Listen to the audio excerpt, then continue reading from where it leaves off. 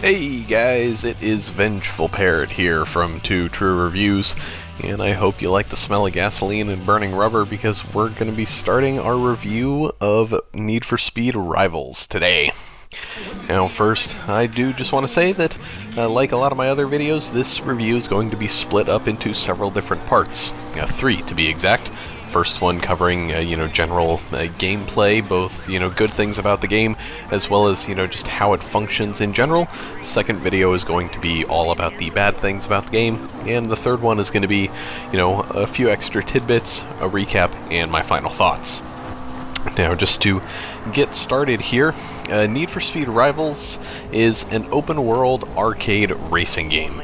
So for those of you who are more into racing simulators like, Forza and Gran Turismo, you want to steer clear of this game unless you also have an appreciation for arcade racers. For anybody that isn't aware, an arcade racer is a racing game that doesn't really, bother to bind itself to the realms of reality. There's, lots of high-speed, races, obviously, duh. But, you go around corners at ridiculously fast speeds, at speeds at which normally really wouldn't be possible, at least, the angles of the turns that we're talking about and everything, along with, other things like, side-swiping cars at 200 miles an hour and you just continue on your merry way, because, that's possible. But anyways,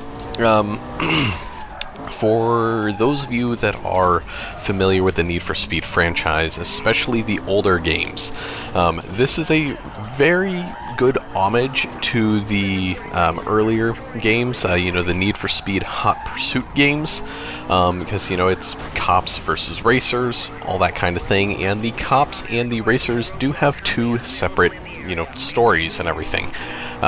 You have separate, garages for both of them, different cars and everything, and there is a plot.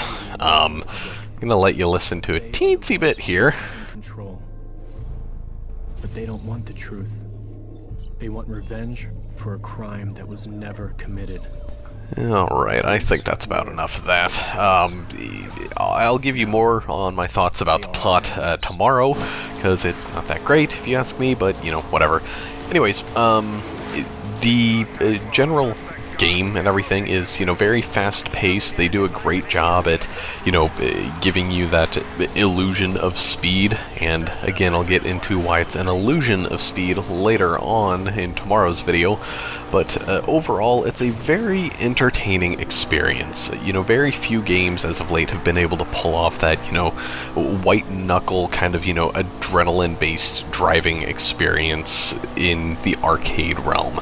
That's been something that I've kind of been waiting for a while, because it was great, like back in the 90s and early 2000s a little bit, and then it just kind of fell off the face of the planet and tried to come crawling back out of the abyss and never really made it. I am happy to say that this game did do that. It's a very solid experience. There's very little, aesthetically that is bad about it. I mean, it's not the most beautiful looking game, but it's not a bad looking game either. And in terms of, general gameplay, there are very, very few issues. There are some issues that I'll talk about tomorrow, but there aren't really any that would make me say don't get the game by any means. I mean, it's still a very solid experience, but it is, again, one of those games that's for a very select crowd. People that want that arcade racer kind of experience. And it's definitely different from the standpoint that it is open world. So once you leave your, garage area, you can't pause the game or anything like that until you go back to that garage area, and you do have to drive to that. You can't just instantly teleport there or anything like that. But again, more on that tomorrow. In the meantime, make sure you subscribe to my channel, and thanks for watching. Vengeful Parrot, signing off.